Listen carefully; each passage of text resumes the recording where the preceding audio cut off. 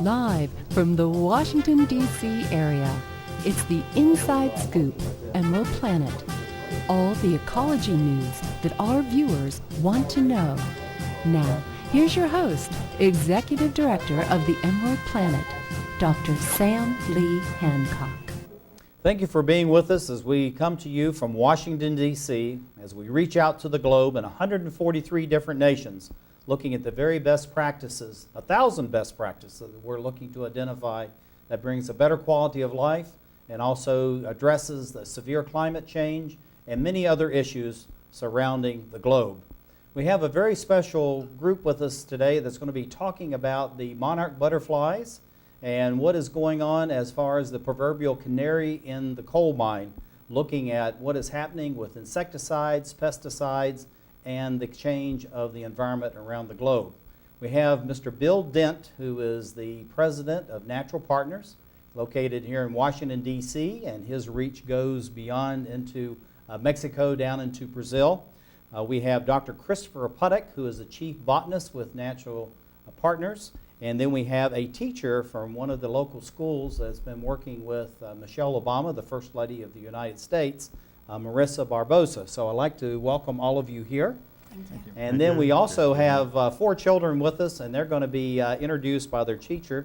But Bill, why don't you start off and tell us a little bit about Natural Partners and now this change from the forest, the rainforest along the Brazilian seaboard to the monarch butterfly. What does that mean to us in the world? Yeah. Well, I've been doing a lot of work in Brazil with the Atlantic rainforest, which is Brazil's other rainforest. But closer to home, I've become aware of the problem of deforestation in Mexico, affecting the migration, the habitat of the monarch butterfly. Worldwide, there has been a decline of about 75% in the population of butterflies. And the monarch, of course, is very well known. And we decided that it was time to get more people involved, starting with our schools and school children, in the restoration of the habitat that is affecting the population. And there are 2 parts to the habitat. One is the so-called flyway habitat, which is what we have here in the United States. The host plant of the monarch butterfly is milkweed, and that's been disappearing due to the use of Roundup-ready crops and the use of Roundup, which destroys the milkweed here in the United States. In Mexico, the problem has been with illegal logging of the forest, where they spend 4.5 months in the winter. As you know, what's unique to the monarch is that it's a tropical butterfly that comes north as far as southern Canada and spends the summer here, and then as soon as it starts getting a little colder, it heads south and goes to where its great-grandparents were a year before, in central Mexico, an area about 2 hours west of Mexico City. Sounds like, Bill Dent, that's what the cycle we need to have as well, right? So yes. we'll do that. It gets cold, let's start heading south. Marisa Barboza, who is the teacher at the Marie Reed Learning Center, why don't you introduce the children that you have with you? Well, and then we're going to look at some slides of the First Lady, Michelle Obama, and some of the things that are going on. And Dr. Puttock, we're looking forward to having you talk about that. Marisa? Yes, good afternoon. We have 4 students from our school, Gerald Barrera, Bounnhalath Sabotula, and we have on our right, Leonne, Dickson, and Farhana Alama. And 4 of them, they work with the First Lady in planting the butterfly garden and vegetable garden in our school. Now tell us a little bit, Marisa, why you're involving the students and how did you get them involved? Because I know they're very excited about this program, and we're going to be talking later about what's going on in Mexico and the children there, but why involve the children? Why this age? It's so important for the children to know about the environment. How can we preserve our earth? How can we save our planet? These children are really involved in preserving the monarch butterfly. It is so important for them to know what are we doing to our planet, destroying the environment. And when they are young, they need to know that we can do a lot to preserve butterflies and the earth. So they are really so interested. They have learned so much about it. They're really young, and they are helping to preserve all this milkweed. They plant as a host for the monarch butterfly, and they plant other plants to help the monarch butterfly and their way And to Marisa, Mexico. let's go to that first slide of the First Lady who's actually out at the school, and we have Dr. Puttock who is here. And tell us a little bit about what we're seeing. What's the First Lady doing? And actually we see some of the kids that are in the studio with us. What's happening? Oh, here is the First Lady planting the one of the plants in the vegetable garden. And we have Leonne, Dickson in the background, and Farhana Alam helping them in the garden.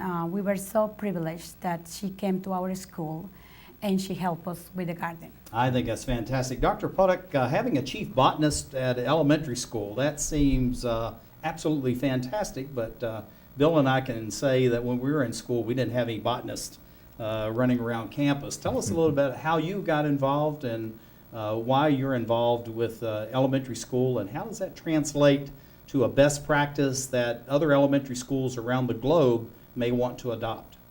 Well, what we have is the opportunity of extending the classroom out into the schoolyards.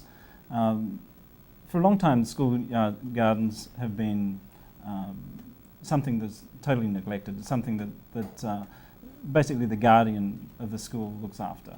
And usually it's more trampled grass, some asphalt, and other That's kinds right. of And things. in fact, we're something that's actually a beauty and of real use. Yeah.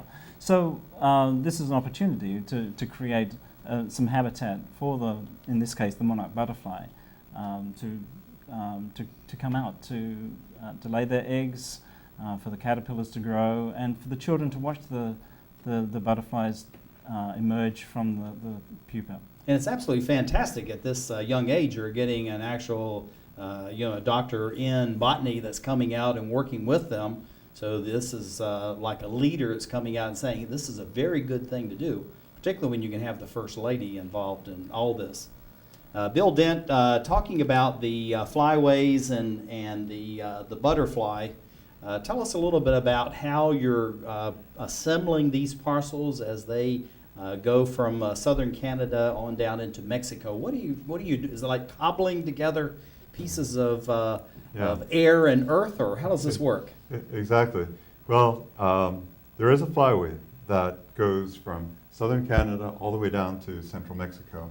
And because so much of the habitat of the monarch has been affected by human activities, most recently by the use of genetically modified crops and the application of Roundup, we felt that one of the best ways to mobilize people and create awareness is precisely through the schools. The younger generation, they're the ones who are going to inherit what we're leaving behind. And because of the number of schools and the fact that they're community centers, it's just seemed the perfect focus to bring on this problem. So the name of the program is the Monarch Sister Schools Program, and I extend the invitation to all schools across the country. And around the globe, because this is seen overseas. Yes, yes. And it's an exciting way for the children to get involved because they actually do the planting themselves. Then, as Chris was saying, the garden becomes an outdoor classroom. And finally, we create a network, in this case mainly between schools in the U.S. and schools in Mexico, specifically the schools where the monarchs spend the winter, which is the Monarch Butterfly Biosphere Reserve. So that's the third component of the program. So we look forward to working with the kids.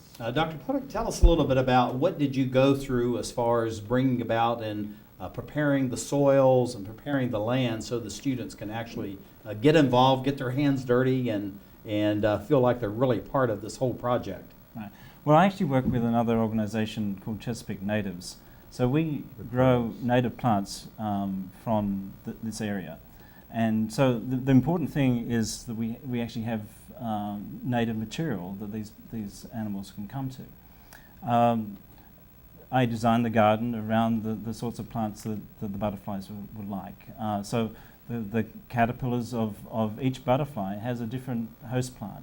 So with the Monarch, it's the milkweed. So you're interspersing these, and then also I Yeah. think I understood from Marisa that you're actually doing vegetables as well as bringing in the native plants Yeah. into these gardens? There are a few vegetables there, and because kids like to see that there's some other activities going on in the garden.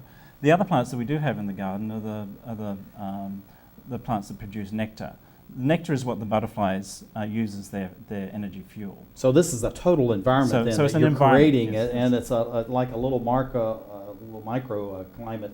Marisa, tell us a little bit about what we're seeing here, and what are you planning, and what is the importance of this?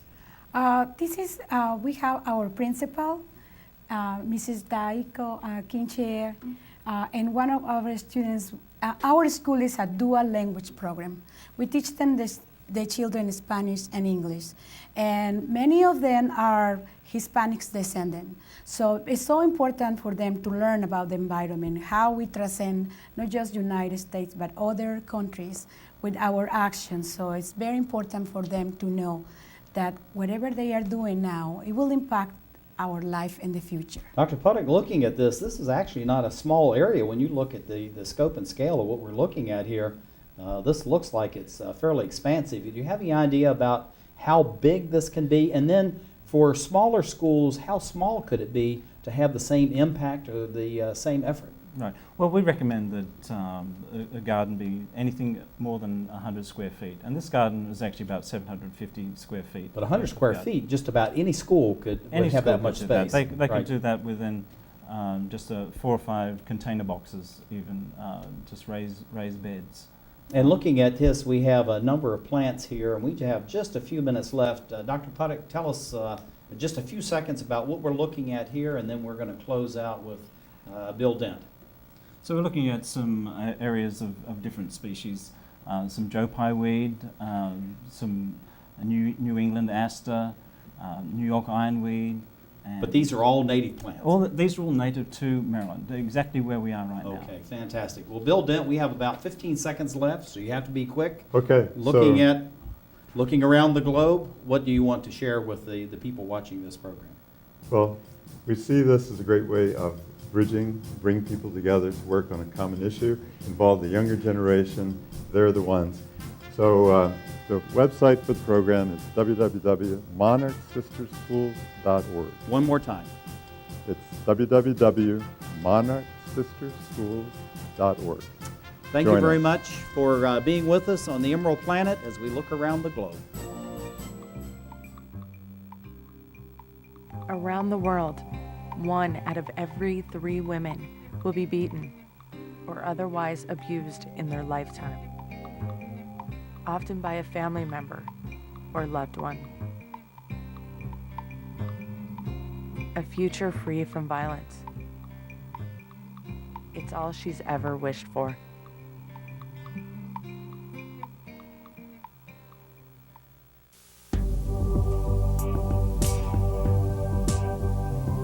Did you know you have the power to stop children from joining gangs?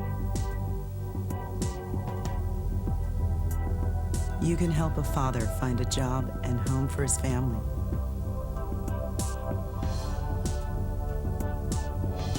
You can assist a woman who can't afford the medicine she needs to live and the home she can't live without. You can choose to make a difference in our community.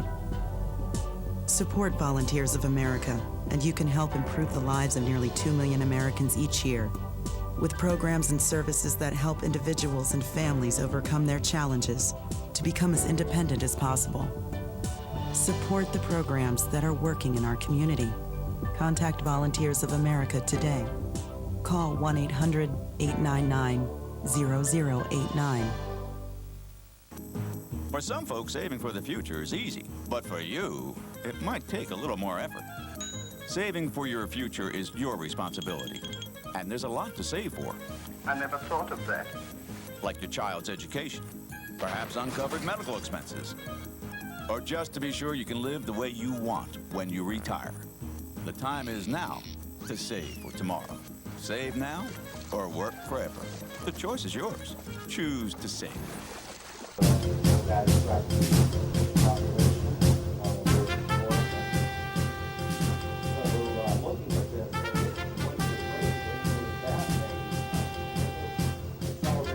We're back to the Inside Scoop Emerald Planet. Here again, your host, Dr. Sam. Hello, I'm Dr. Sam Hancock with EmeraldPlanet in Washington, D.C. as we come to you looking around the globe at 143 different nations, looking for those best practices that can bring a better quality of life and address the issues of severe climate change. One of those issues is the whole notion of the monarch butterfly. You heard about the proverbial canary in the coal mine. The butterfly as a species is telling us is what's going on with not only climate change, but also the change in farming patterns, housing, and development of all kinds. And how does that affect the environment? And that's what we're going to be talking about in this segment, looking at the issues of the butterfly and how we can look forward to the future into 2050, into the 22nd century is what we're really looking for, and how that we can look for the butterfly and all the things that are going on with that. We have Bill Dent with us, who is Executive Director of Natural Partners, and he is the instigator, I can say, of that, and the leader of that.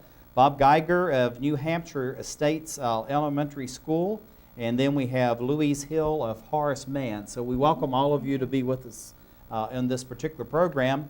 And Bill, just briefly again, in about a minute or so, catch us up on what Natural Partners is about and then what led to the monarch butterfly. Yeah. Well, Natural Partners is an organization that was created to work with local organizations to help. I'm very much a grassroots kind of guy, was in the Peace Corps, and getting people mobilized, the whole thing. Think globally, but you have to act locally. Absolutely, and this is the Right. essence of what's going on as far as the climate change is how do we take care of all the things in our local community. Now, how does that translate into the monarch butterfly, which is free-ranging, going from southern Canada all the way into Mexico? How did Natural Partners decide this was a focus that you wanted to take at this time?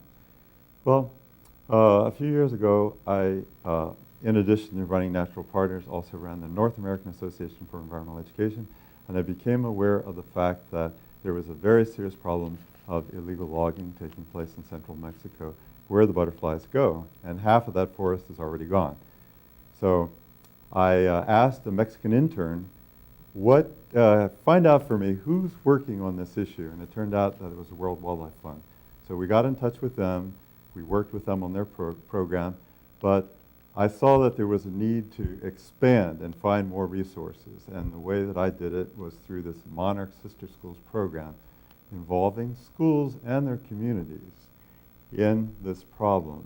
And they actually partner with specific schools down within the Monarch Butterfly Biosphere Reserve, which is an area that was set aside by the Mexican government. And this is in Mexico. We need Mexico, to, for yes. disclosure on that. Louise Right. Hill, looking at your school, Horace Mann, this is must be a very exciting program, but people say in the standards of quality, we've got to focus on reading, we have to focus on math, forget physical education. All of a sudden you're putting gardening and butterflies in the middle of the curriculum. Why would you be doing that?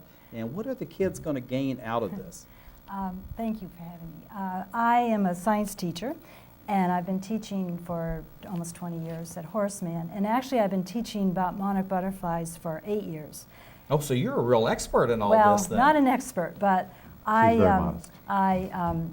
as I began teaching, I realized that we were losing a lot of our green space around campuses, which is really something that a lot of urban schools are facing. And so 10 years ago, we established a garden in our backyard, in our basketball court. And my focus was to try to bring the students outside of the classroom, to try to integrate them more with the natural world outside. And I became interested in monarch butterflies about 8 years ago, as I said, and I started having them develop the life cycle, grow the life cycle in their classroom. It was a perfect way to start the beginning of the year, And the students raised the larvae in the classroom, and they were using all different disciplines. They were using math, social studies, art, drama, and so it was So very this is really an integrated. integrated Definitely. concept of education where you're Yes. using all the language arts, mathematics, science, and even physical education and exercise because you're Definitely. going out and preparing the That's right. soils and all those kinds of things. That's Bob right. Geiger, you're at a different elementary school. What are you doing that may be similar to or a little different? Because we have teachers watching us all over the globe in many different countries. So what their conditions and the soil and all that may be somewhat different. So are you doing anything different than what Louise Hill is doing at Horace Mann? Well, perhaps in some respects. Most of the students in the classes that I teach are of Central American descent. So they grew up speaking Spanish. So it's particularly relevant to them that we're contacting people down in Mexico that are also speaking Spanish to see how they can help out with the butterflies down there. We wrote letters down to the school down in Mexico that's our sister school that's up in the mountains where the monarch butterflies overwinter. We sent the letter down in English and Spanish, and we got a letter back from the principal down there and pictures of him reading our letter to their class. So, all of that makes it real for our kids. So it's just like this photograph that we're looking at right here is where you have the students in the classroom, but yet where we're transcending literally almost right through those windows out there and going out and looking and working at the soil and all that. Bill Dent, tell us a little bit about this connection with Mexico and what's going on there. Certainly. And we know about the native habitat in Mexico, but why these specific schools that you're liaison with there? Well, in Mexico, there is this monarch butterfly biosphere reserve that I was telling you about. And actually, all the land, the forest, is privately owned by indigenous communities and ejidos, which is another type of community. So the key is really to work with those communities, and our point of entry is through the schools. And we also feel that it's much easier to approach and bring about, shall we say, a greater awareness through the children. Many times children transmit to their parents, even kind of oblige their parents to change their ways. And what we're doing at the schools, and that'll be a next step for Bob's school, where, by the way, First Lady Michelle Obama I was was just last getting year. ready to get to that. We'll but have we her won't- picture on here. Okay, we won't jump there quite yet. But what the schools are going to do in partnership is to create tree nurseries at these schools that you're looking at in the slides. This is absolutely Okay, fantastic. And the schools here will be helping, along with us, in fundraising to get the money together. It takes about $3,000 to put together a basic tree nursery. And the trees that they raise will be used to begin the reforestation process. And of course, it'll be a very educational process too, so that less of the trees will get cut, we believe. Well, what I must say is I started out at the age of 8 working in 4-H on forestry and conservation were my first 2 projects. So I've been at this a long time. And Bob, looking at what you're doing at your school, how do you feel like that the classes and the work you're doing is bringing about long-term change, so as these youth go forward into the future, that they will have a long-term impact on the environment, but also the local community? Well, one thing that Bill mentioned was trying to get some reforestation down in Mexico. And if you look at the discussions that we had as a class and the letter that my kids wrote down in Mexico, they were asking the kids in Mexico, what are they doing to help out the monarchs? Could they try to help people stop cutting the trees down in Mexico? So they're very aware of the habitat loss that the monarchs are facing and the connection that these little beautiful creatures have up here that they see, that we raise in our classrooms and release in the fall, the connection between that and what's going on thousands of miles away in the mountains down in I think it's Mexico. absolutely fantastic. And going back on what Bill Dent was saying is where you're tying together the gardening, the forestry, all these things. Louise, looking at this photograph that we have of you, there's seems to be a very green plant here, and that's a great contrast. What is this, and how how does this tie into the monarch butterfly and the gardens? Well, the plant is called milkweed, and that is the essential plant for the monarch. It's the only plant that the monarch actually will lay its egg on as well as feed on as larvae. And then as the plant develops flowers, blossoms, it will use the plant for drinking the nectar from it. So there's a real partnership between the monarch and the milkweed. And that's what I try to emphasize with the students. And the joy of having live larvae in the classroom and watching it develop in their own classroom and taking ownership of it is something that's really exciting for the kids. Bob, looking at the this pollen or the tree that we have here, I would assume this is something that's for the butterfly. This may be the butterfly itself. Tell us a little bit about what we're looking at here and what's the impact of this. Actually, Bob, I took that picture, so I Oh, think I Bill know better. Dent, you're the photographer in I was this. the photographer on that one. Okay, we were looking at the milkweed, which is the flyway habitat. It's the vital element with the host plant. I Okay? must interject. I have lots of that on my farm in Southwest Virginia. Good for you. I'm proud of you. I'd love to send it to you, Okay, Bill. Good man. Don't cut it down. Now, this is the other part of their habitat. This is their overwintering habitat, small forest area in central Mexico, and their favorite tree is the oyamel. And these butterflies are spending the winter, 4.5 months.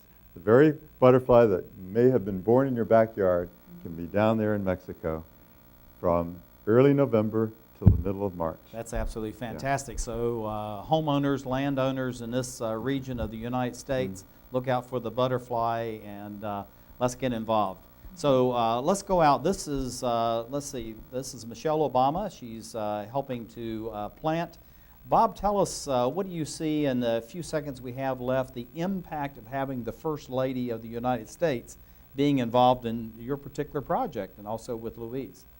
I think that the impact is potentially great. And it wasn't just the First Lady of the United States, it was the First Lady of Mexico Which as is well. really critical. We wanted to bring that out. They came together to our school. They saw a presentation that we had up about the Monarch Sister Schools program. And you could tell the First Lady of Mexico was connected. She brought presents with monarch butterflies for all of the kids in second grade and pre-kindergarten in our school. That's absolutely fantastic. Bill Dent, again, I'm going to do it to you, 15 seconds. Yes, sir. You're a long-winded guy. What do you want to share with the viewers around the globe about the Monarch project? Well, first of all, it's the Monarch Sister Schools program. We'd like as many schools as possible to join it. The website is www.monarchsisterschools.org. Thank you very much, Okay, Bill thank you. Dent. Glad you're here, and welcome to all of you, and thank you for being here as we look around the globe to develop the Emerald Planet. Art, a universal language, an expression of culture, of self. And now, thanks to Empowered Women International, a way for emerging and established immigrant and refugee artists and artisans to find hope to earn a living while enriching the lives of all of us. Empowered Women International, making a better America every day. For more information on Empowered Women International's educational programs or to make a tax-free donation, contact cfrip@aol.com.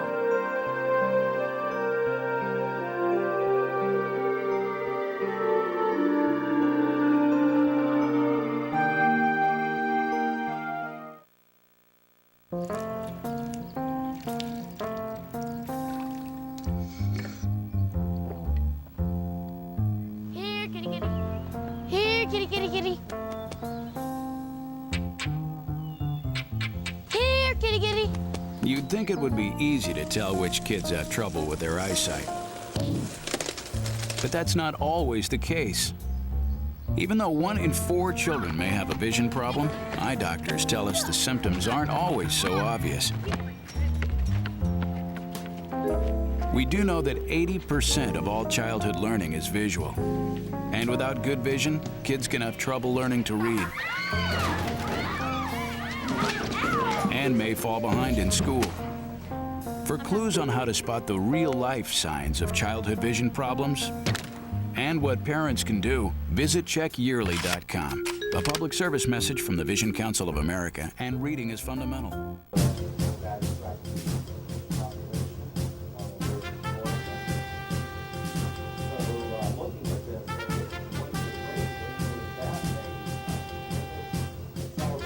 We're back to the Inside Scoop Emerald Planet. Here again, your host, Dr. Sam. Hello, and we welcome you to the Emerald Planet as we come to you around the globe looking at the best practices from 143 nations. And we're looking at these best practices. How can we address the climate change? How can we look at the alternative energy that's being produced? And many other issues that are facing the environment around the globe. We have someone, though, that's addressing this in a very special way. We have Cindy Hallberlin, who is President and CEO of Gifts in Kind. They're working with major corporations here in the United States and overseas as well.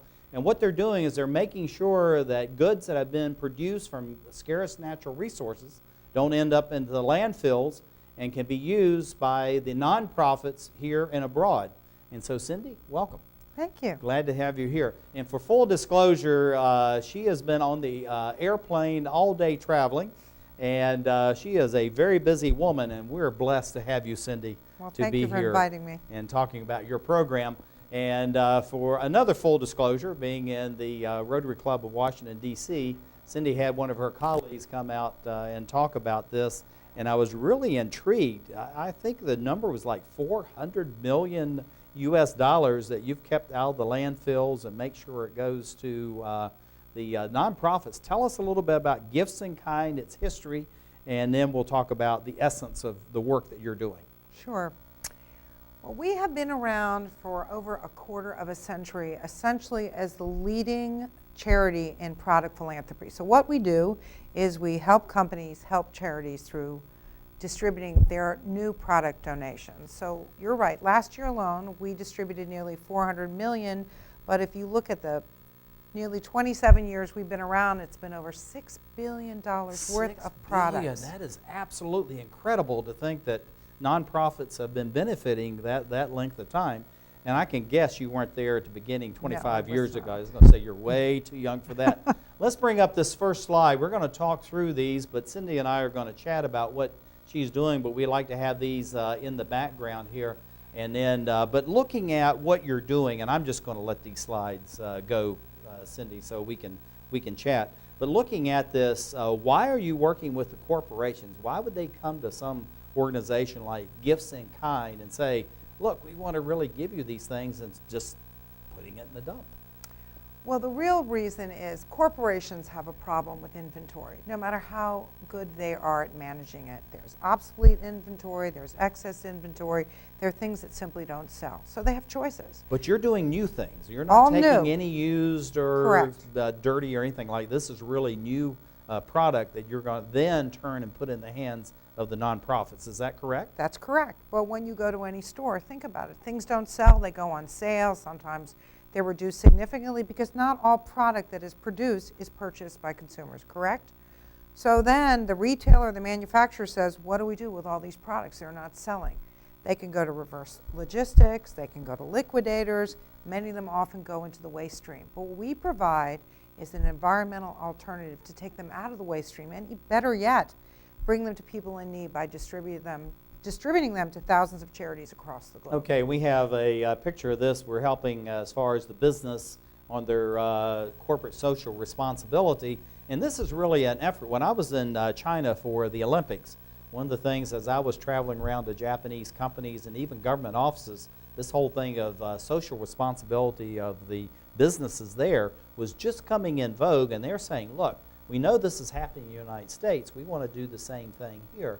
So looking at talking about companies around the globe, how do they get involved? We know it's well entrenched in the United States, but globally, how can they get involved? Other companies there? Well, we work with thousands of companies. In fact, we work with nearly half the Fortune 100 consumer and retail companies. So the best way to get involved is go to our website, contact us directly, www.giftsinkind.org. We work with literally thousands of donors on whatever their concerns are on inventory, how they can donate them, and how we can get them to charities in need. So then looking at these organizations, this is the whole thing about, and we'll focus on the nonprofits right now. How do we reach out to the nonprofits to let them know that you exist? Because, you know, I'm very active in the community, and quite honestly, I'd not heard about your organization. Now we're going to start sending, you know, nonprofits to you. But how would a nonprofit, you know, outside of just the website, how do they know that they can come someplace, and then I would assume you have an inventory system or something they can look at to see how does that system work? So let me tell you 2 ways, and I couldn't be happier for you bringing us into this forum, because our goal is there are 1.7 million nonprofits in the U.S. alone. And people don't realize there's over 6,000 just in Washington, D.C. alone. It's 6,000 nonprofit, which we're one of those. But it's just amazing, how many there are. There are just tons of them, and so we want to get the word out as much as we can, so thank you for doing that. So here's a way a nonprofit can participate. The easiest way is to go to our website, as I said, www.giftsandkind.org, and simply automatically you can type in the name of your nonprofit, your employee identification number, and we vet you, and then you become a member of Gifts and Kind. It's that simple. They can just do that right online, so they can be in Colorado, they can be in California, in Maine, they can wherever. do it Sunday, they can do it in the middle of the night when they get home from work. 24/7. 24/7. Okay, great. Once they're vetted, which really takes no more than 24 hours, okay? Then they can go into our catalog and they can peruse just like you and I do, Amazon.com. They can look at our technology category, toys, clothes, personal care products, building supplies, whatever they need. They click on, they look through photographs and descriptions, they'd say, wow, you know, our constituents, let's say it's transitional housing, we could really use these building supplies. They click on what's available, they pay simply the administrative fees, and it's shipped to them the next day. Now that's only one way. The other way they can participate, which I think is just incredible asset to nonprofits, we work with thousands of nonprofits across the country with our retail donation partners. So who are they? The biggest ones we have are Home Depot, Bed Bath & Beyond, and Borders. We also work with Williams-Sonoma, The Gap, and many others. They have literally thousands of retail stores across the U.S. that a nonprofit can partner with in their local community and pick up free product once a week, twice a week. So they identify through the catalog the organization, what products maybe normally would be coming that's available through your system, and then they can literally just go there and pick up the products locally, so they don't have to worry about shipping and all those kinds of things. Exactly. That's even more environmentally friendly. Environmentally friendly, absolutely. And you build this incredible relationship between your local retailer and the nonprofit. And oftentimes, like at Home Depot, in addition to donating, the employees get so excited that there'll be volunteers who'll go out and work on their weekends and on their days off on the project. So you get this wonderful community that's not just products but volunteer hours. So this is really a synergy that's happening then, Cindy, around the products, but then that's what it's the outcome of that, the benefits of those things. And just like with my Rotary Club of Washington, D.C., we help about 36 nonprofits. Now, as a Rotary Club, could we actually sign up for this and then tell the nonprofits we're working with about the program? How would that work?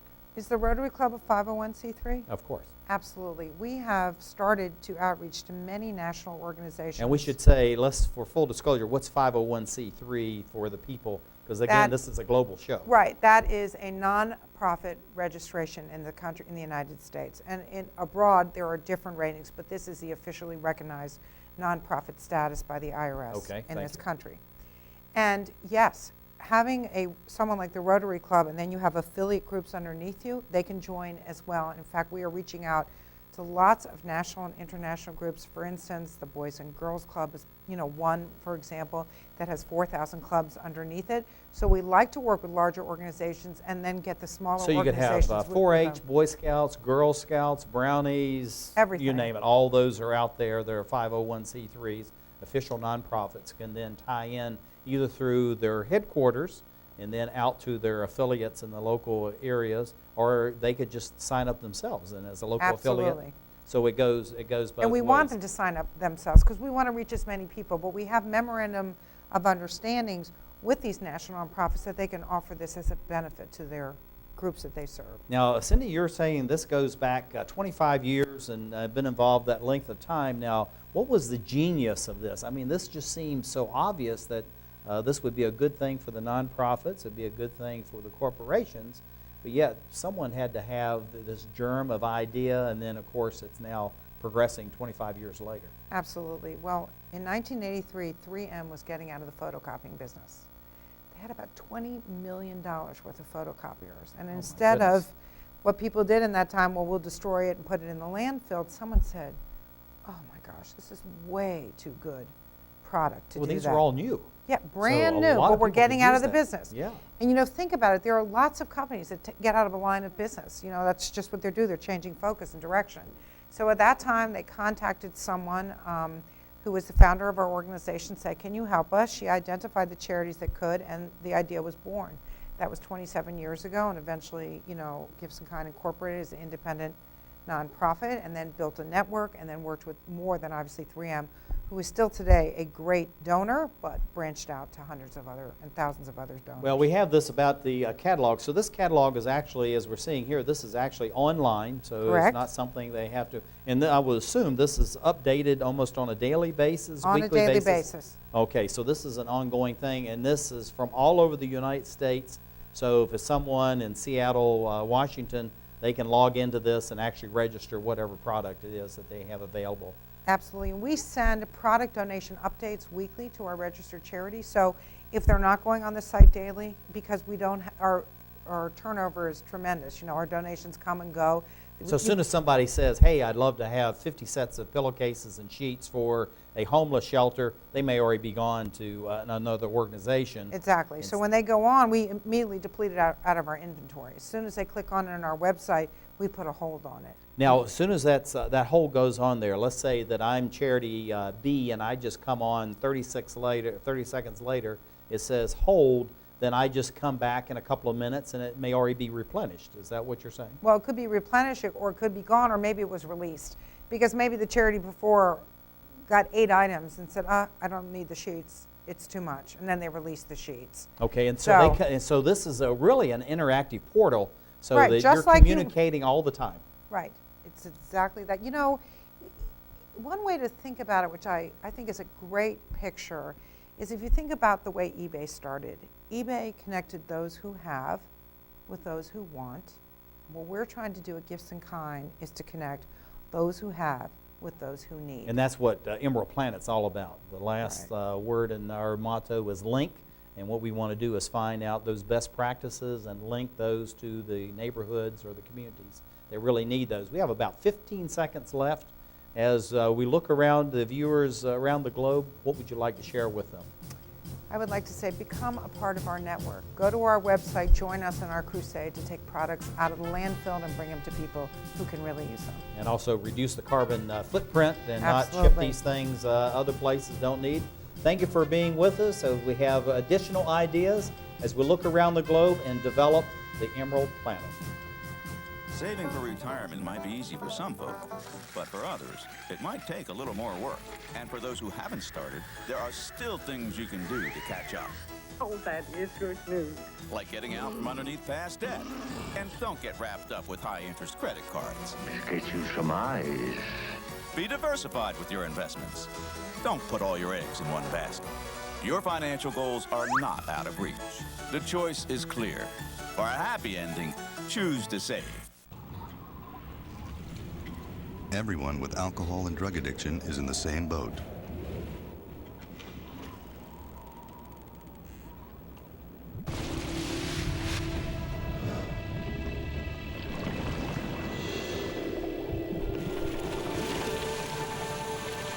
With treatment, you can find solid ground. For drug and alcohol information and treatment referral for you or someone you know, call 1-800-662-HELP.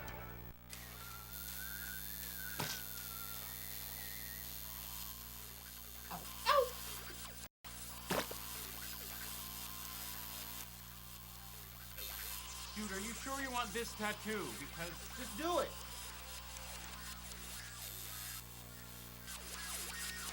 Some mistakes in life are permanent. Like hearing loss. To learn how to protect your hearing, visit asha.org.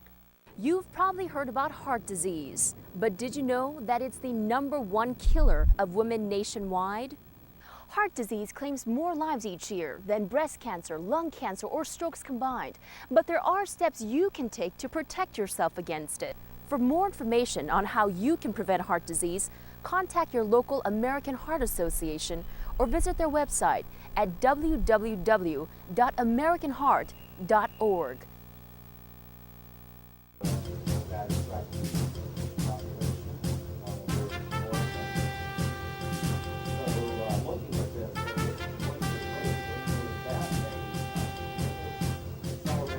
We're back to the Inside Scoop Emerald Planet. Here again, your host, Dr. Sam. Well, it's really exciting that we can identify partners, technologies, processes, and services that can make lives better, not only in the United States, but all over the globe, as we're looking for the very best practices to address severe climate change and many other issues that are facing the societies in the 21st century. And what we're looking for is very practical things, not necessarily the politics and people that are trying to talk about what's going on, but we want people that are really doing things that are part of this 1,000 best practices that we're looking for.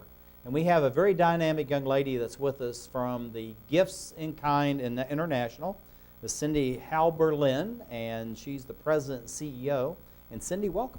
Well, thank you. I'm glad to be here. I'm glad you're here. And what we're talking about is this fantastic idea of keeping $400 million US worth of solid goods out of the landfills and being destroyed and actually getting out into the hands of the nonprofits. We talked about how it's very easy. They can go to your portal, Cindy, and log in and be registered. Takes about 24 hours or so. I believe I remember that they're vetted. But why would corporations bother with this? I mean, they're busy, they're trying to, in economic distress, make money, and yet at the same time they're deferring these goods over to Gifts in Kind. Why would a corporation want to do that? Well, think about it. Every corporation has a challenge with inventory, no matter how good they get at it. There's obsolete inventory, there's excess inventory, that's inventory that isn't selling, or inventory that they're not interested in putting through their sales, their retail stores anymore. So what do they do with it? They have a few choices.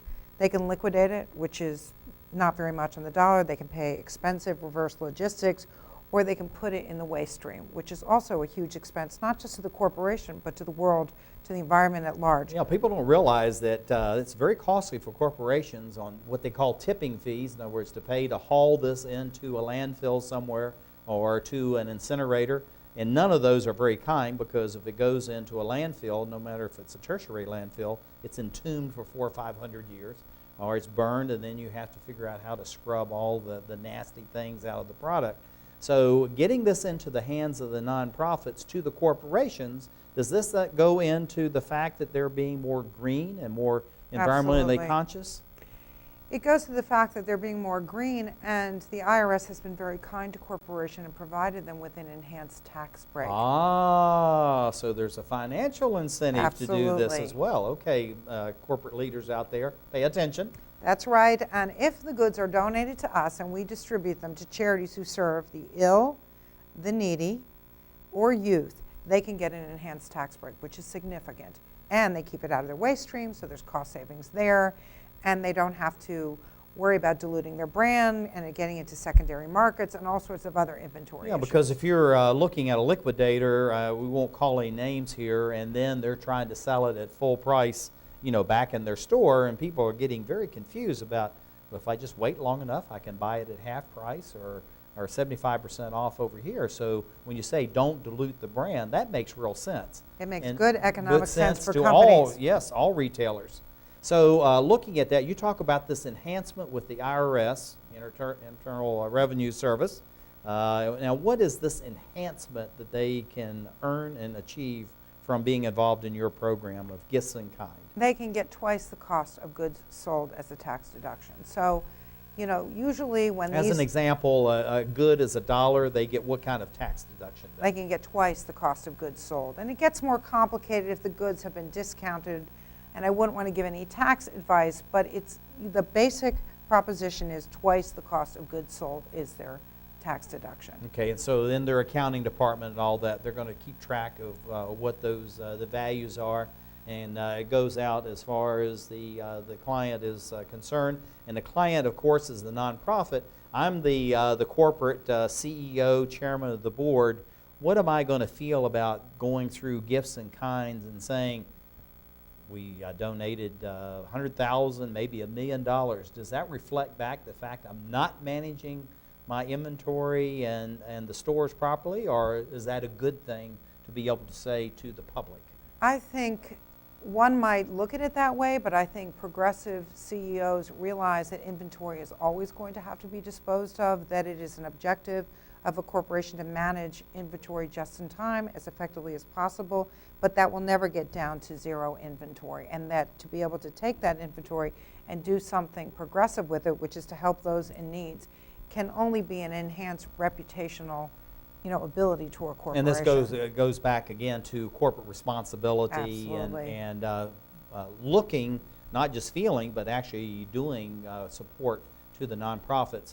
Now, if I'm a corporate CEO, or let's say I'm a store manager, how would I get involved? What would I do as far as linking in with Gifts in Kind and learning more about your program, and then what's the mechanics of doing that?